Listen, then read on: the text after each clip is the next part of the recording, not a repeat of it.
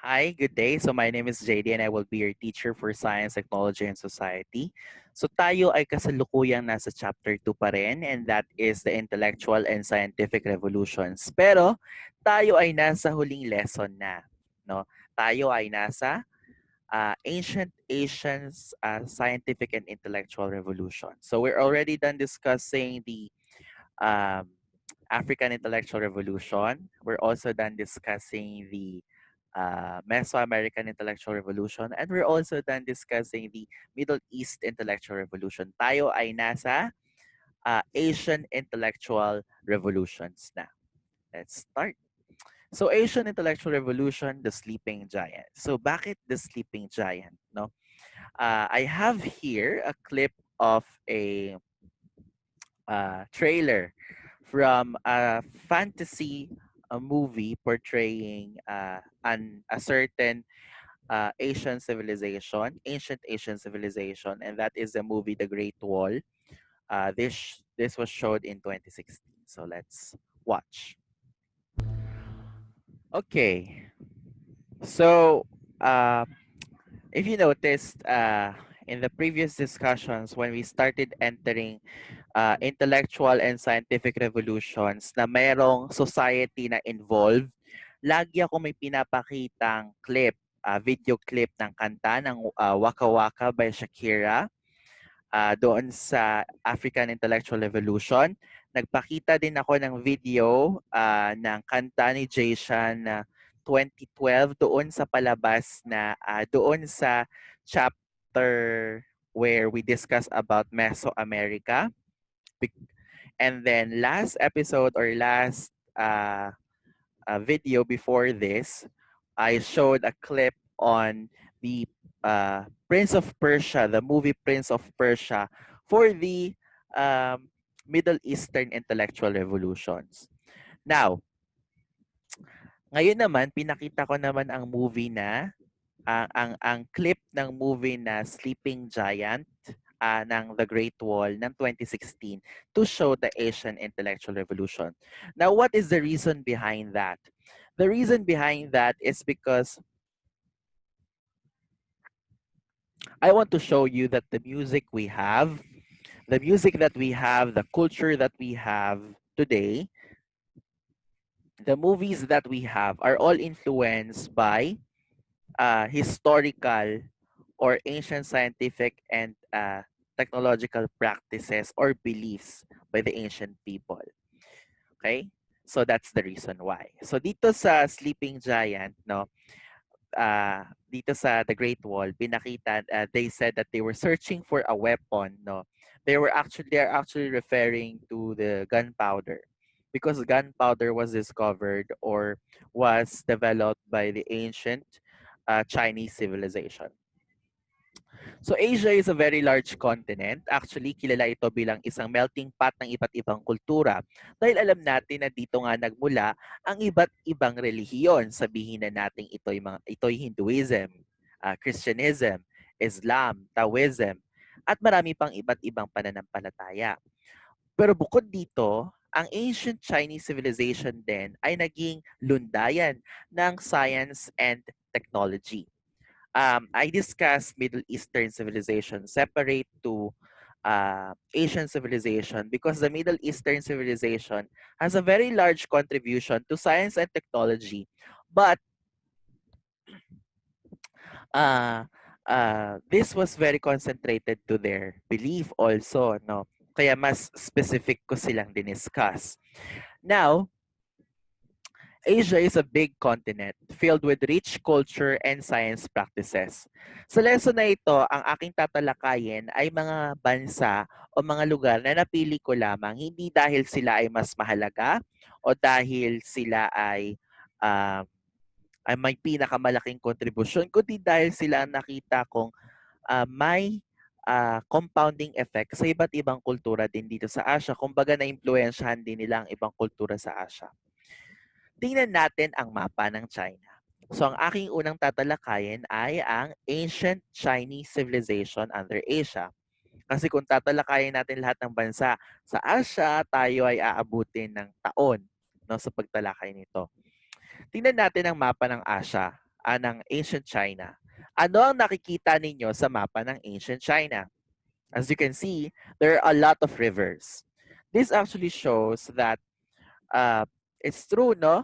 Na ang mga kultura, ang mga sibilisasyon ay nagsisimula sa tabi ng mga ilog. Kung naaalala ninyo ang ating talakayin doon sa discussion sa African Intellectual Revolution, that the ancient Africa started near the Nile River or along the Nile River.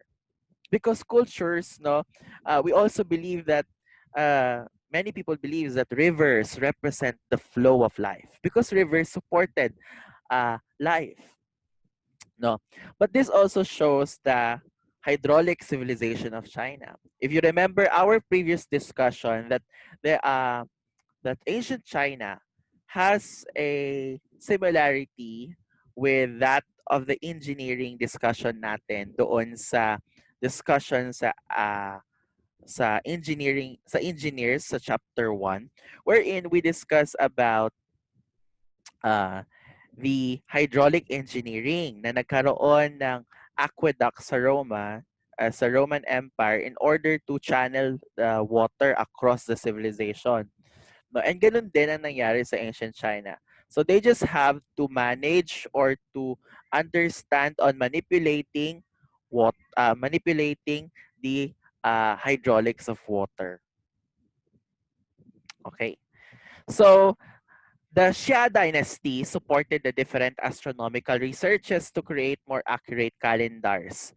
So that's from 400 to BCE. 400 BCE to 0 BCE, or along the year.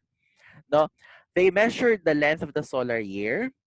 They came up with 365.25 days, almost similar to that of the Egyptian civilization. They also predicted eclipses, recorded supernovas and sunspots, and even founded the Bureau of Astronomy. They also determined 26,000-year cycle of precision of equinoxes. Now, if you remember, I mentioned during the discussion on the natural philosophers na lesson natin, wherein I stated that the gnomon of the sundial was actually being used by the ancient Asian civilization even before the Greeks started to use it. The Xia dynasty was a peak of astronomy during this time. So ano nakikita ninyo sa picture, no? What do you see in the map? The ancient Chinese civilization believed that the cosmological cosmos, or the cosmos, the universe, no, rotates around the Middle Earth, or the Central Kingdom, or the Middle Kingdom. And they believe that the Middle Kingdom is China itself. They believe that the world revolves around China. At naniniwala din sila na kagaya ng paniniwala ng mga sa African Intellectual Revolution, kagaya ng paniniwala nila dito, ay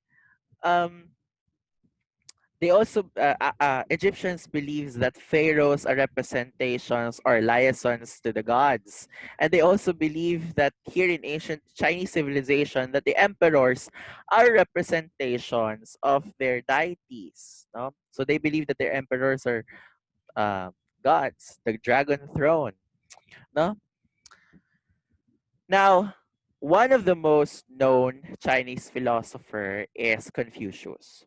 So, si Confucius ay nagpanukala o nangunguna sa mga ganitong philosophies. First is importance of tradition, etiquette, respect to elders, patriarchs, and he also focuses on orderly human or world. Now, because he believes in the orderly human world or orderly human system, kaya niya din binuo o kinraft yung state exams o yung tinatawag nating civil service examinations, that before a certain person be part of an office, have an office position, he or she here dito sa panahon na to, he must have the qualifications. Ngayon, he or she must have these qualifications. because he wants or he promotes order. But then again, during this time, this was during the time of Confucius, it was not the time of the height of science and technology. This was the time of the height of philosophy, of arts. But the height of science and technology actually start during the Song Dynasty. Ano nga ba ang meron doon sa panahon ng Song Dynasty? Okay.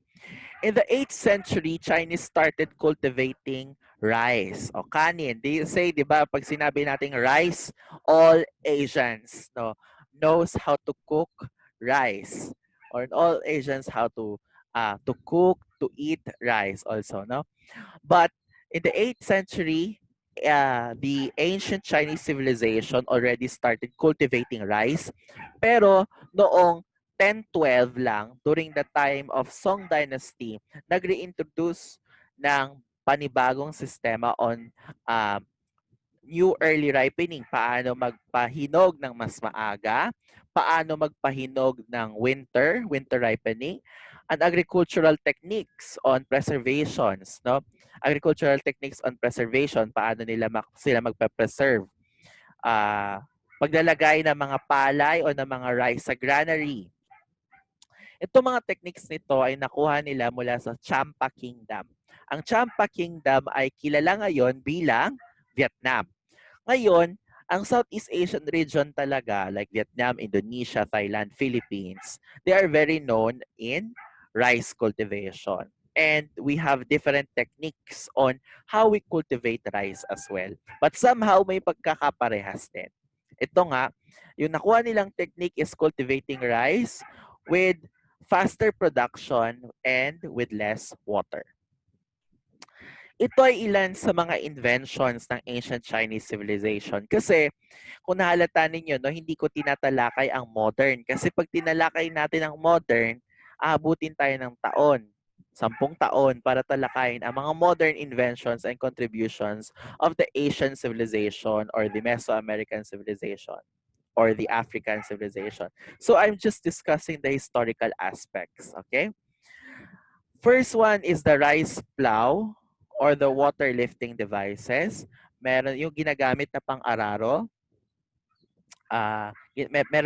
Sila ang nag-develop noon. Meron sila or probably meron din tayo dito sa Philippines during that time. Wheelbarrow, meron sila.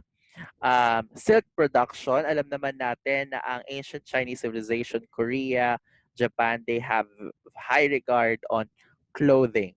Because what you wear, what type of textile you wear represents your social stratification. Pinapakita dito kung anong antas ka sa lipunan. Next is crossbow na ginagamit for hunting, umbrella, gunpowder, which was being seeked a while ago as a weapon that is not that is indifferent from other weapons, diba? Explosive devices, explosive invention kasi ang gunpowder. Porcelain, ang porcelain or pottery ng ancient Chinese civilization ay naka-influence din sa iba't ibang sibilisasyon sa loob ng Asia. Earthquake monitor, paper money, suspension bridges because they have a lot of rivers, so they need to have a lot of bridges also. And at this time, no, urbanization skyrocketed because science and technology is supported during this time. But then again, there is no specific person who ever invented these stuffs. Walang specific person, but it is credited to the Song Dynasty because urbanization skyrocketed, or it was the height of science and technology. The ancient Chinese civilization and the state supported arts and sciences. This allowed them to have rich accounts of science and arts. They made clocks, mechanical models, and heavenly bodies. Giant machine replicated the heavenly bodies, and in 9th century they invented the gunpowder, but later harnessed it to its potential. So, di ba? They even made a large-scale cosmos. Yung mga malalaking planeta, gumawa sila ng sarili nilang cosmological models. Okay? Pero ang flagship nila is actually not uh, ang flagship nila is not their small scale inventions. Their flagship is their infrastructure. Now, before we proceed to discussing the infrastructure, let's try to understand where it came from. Ang ancient Chinese civilization ventured on iron products in 117 BCE. Pero during the time of Song Dynasty, during 1078, they produced 125 tons of iron. So, paano nila napataas yung production nila ng bakal, ng iron? Because they understood the science and chemical properties of iron and coal. They did not rely only on its production. They increased its production by understanding the science and chemical properties behind iron and coal. So ganun din, no? If you actually notice, no, Chinese actually influenced Japanese and Korean culture. And we know that samurai swords are no hard swords than uh, strong swords rather than other swords because of understanding the science behind it. In addition to metallurgy, no, the ancient Chinese civilization also ventured on hydraulic engineering because they have a lot of rivers. So I have a question. What is the greatest infrastructure of China? Ang sagot dito lagi ng mga tao dahil pinakasikat ito ay ang Great Wall of China. Ang Great Wall of China ang sinasabi nilang greatest infrastructure. Well, maybe because it was really long. It's a very long wall and a wide wall also. And its purpose is for protection. Pero ano ang greatest infrastructure of ancient China that is most mechanical and has social relevance? Alin? Actually, ang magiging sagot dyan ay ang Grand Canal. Oo, ang Great Wall of China ay napakaganda. Pinakakilalang infrastructure ito. Pero ang economical, ang social, at ang most technical infrastructure ay ang Grand Canal. Ang Grand Canal ay ay natapos buuin ng 1327. Pero ito ay inumpisahang buuin during the Song Dynasty. It stretched all across China, allowing the production of trading faster.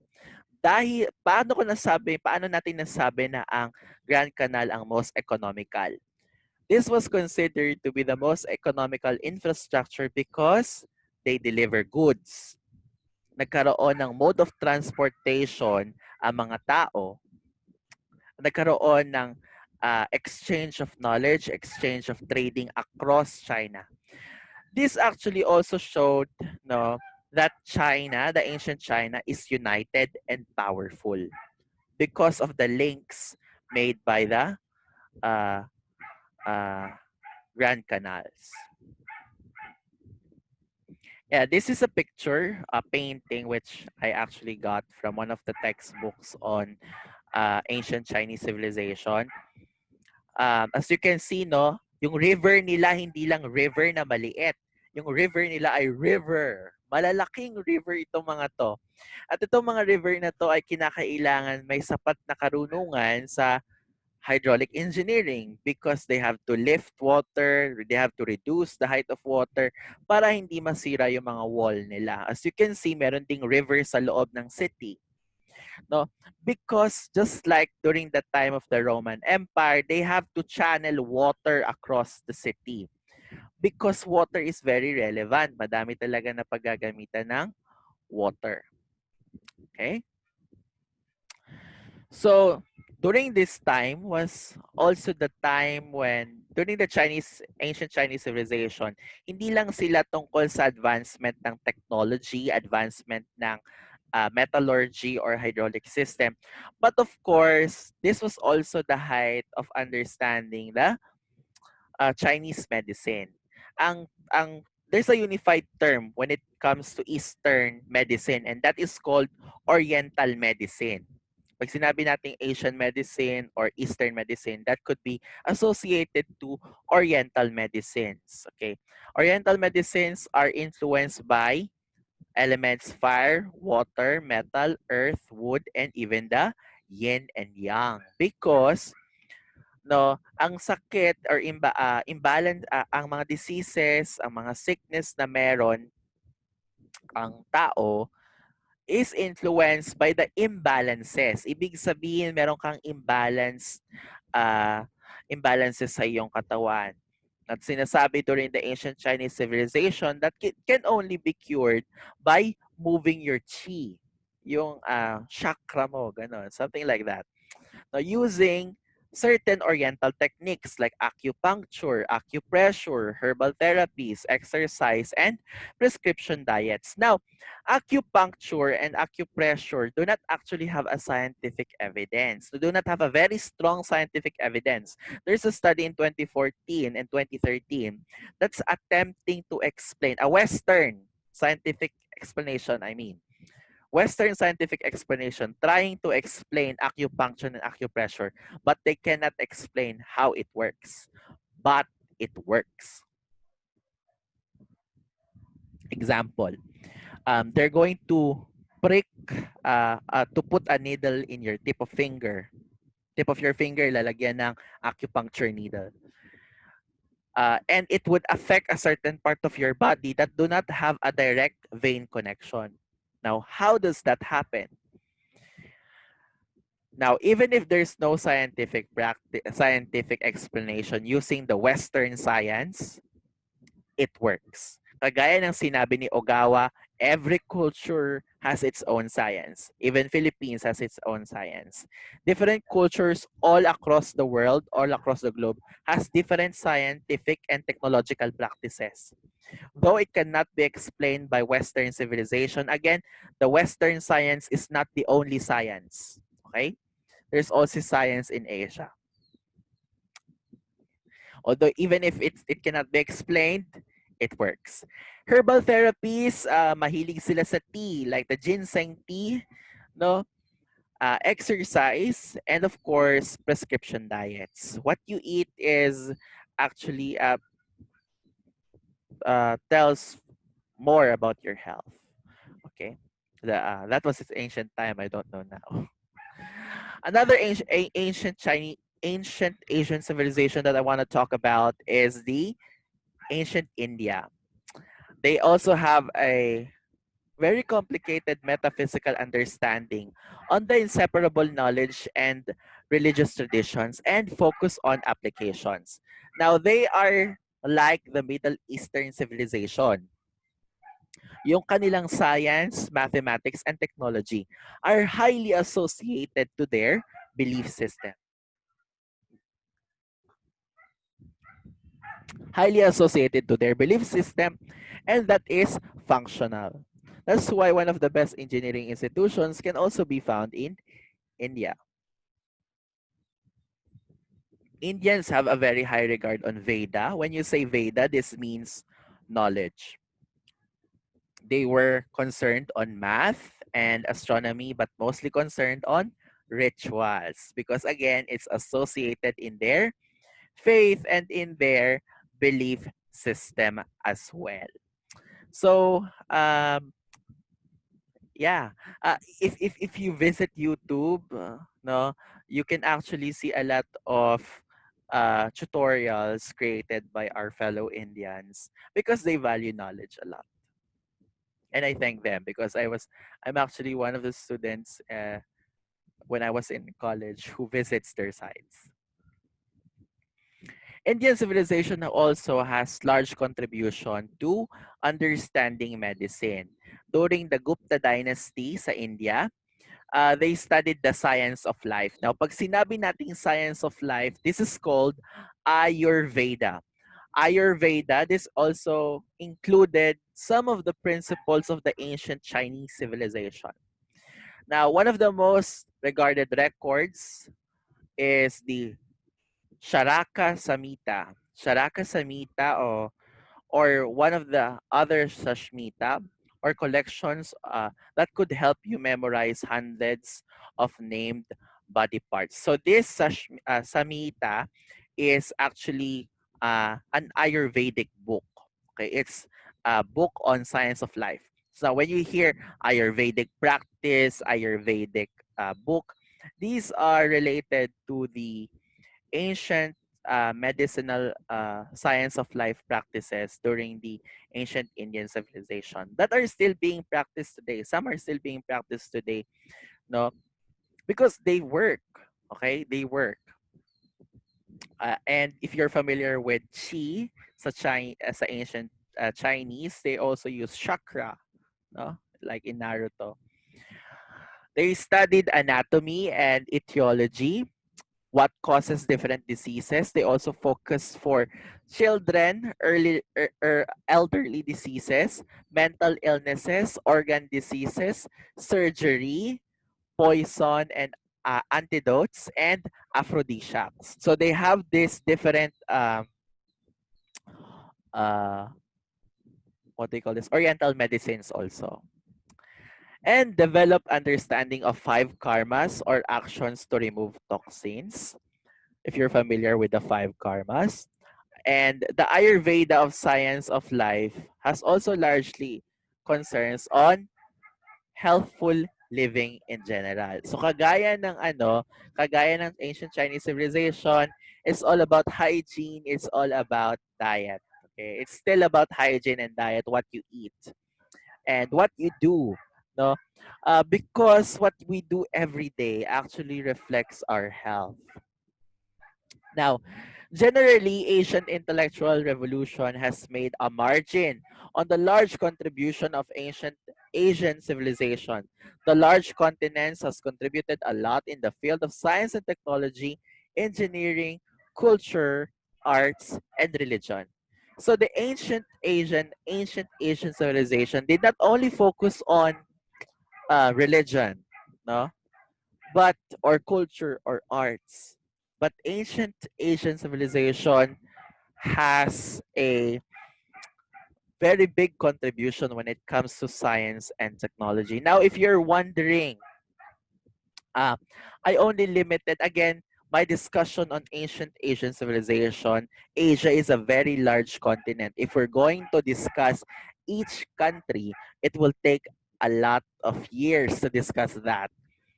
I only chose China and in India because these are the countries that has actually also influenced and has exchanged culture, evident exchange culture with other neighboring Asian countries like China has influenced Japan and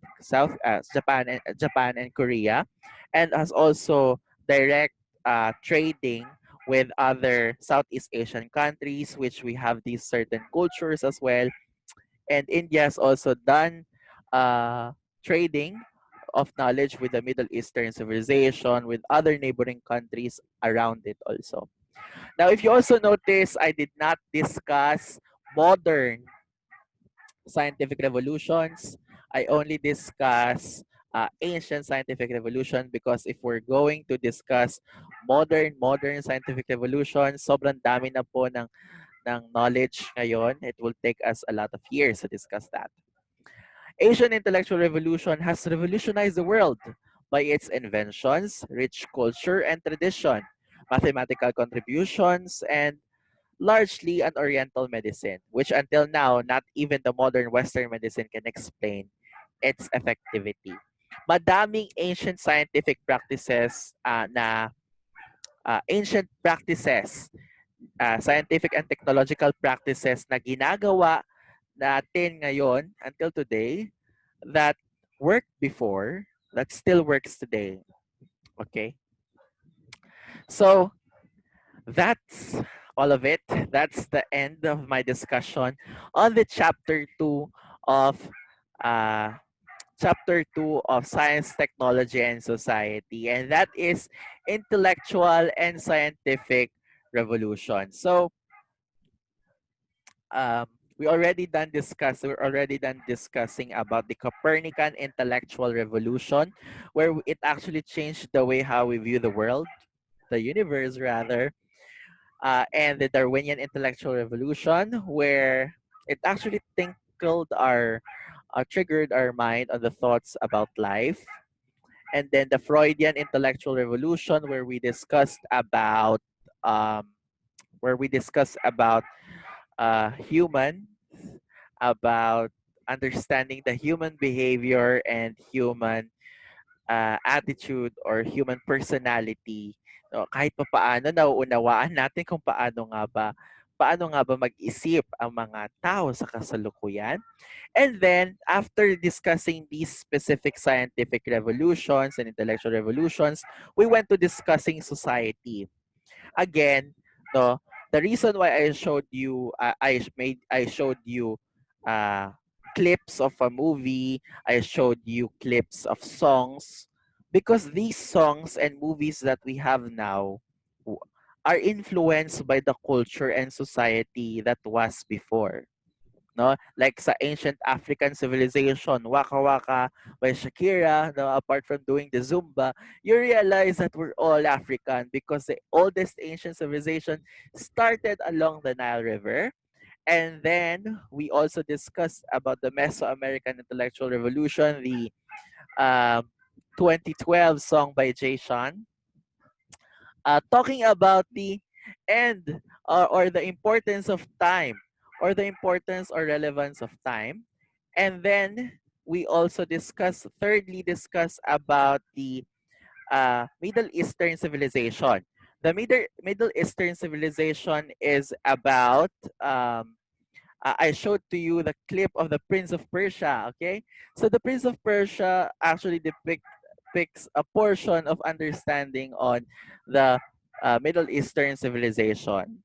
And then lastly is the Great Wall, uh, which is fantasy also. No, but I want you to realize the technology that Asia has actually. If you're also going to watch the movie Mortal Engines, the Zhang Guo, no, that's sci-fi film talking about the ancient talking about the futuristic civilization where the Asian civilization flourished.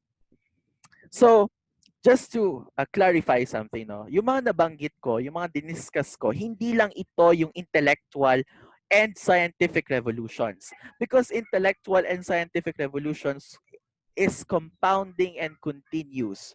As what I have mentioned before, that the knowledge that we have now, yung knowledge na meron tayo ngayon, ay maaaring hindi totoo dati.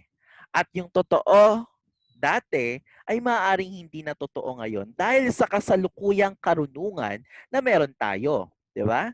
So, because revolution happens, intellectual and scientific revolution happens. A rising knowledge would question an existing knowledge. And if it's more rational, no? If it's more rational, it will be accepted. Because if you remember our previous discussion, about the Copernican intellectual revolution, na pinopost na to ni Aristarchus, pero walang naniwala because it was not logical and rational to the society that time. And gayon din ngayon. Maaaring yung alam natin ngayon ay maaaring hindi yon ang maging totoo in the future. Okay? Because that is intellectual and scientific revolution. Because knowledge, the direction of knowledge is going up. Knowledge is increasing. Okay? So that will be our discussion on intellectual and scientific revolutions. Should you have any questions or clarifications, please feel free to email me. So that's the last lesson for the chapter 2 of the Science, Technology, and Society, Intellectual and Scientific Revolutions. This is the last lesson of the chapter 2, the uh, Asian intellectual revolution. So we're done discussing 7 intellectual revolutions, but these are not the only intellectual revolutions that we have. Okay? So I hope you learned a lot. Thank you very much, and we'll proceed to the next chapter. Thank you.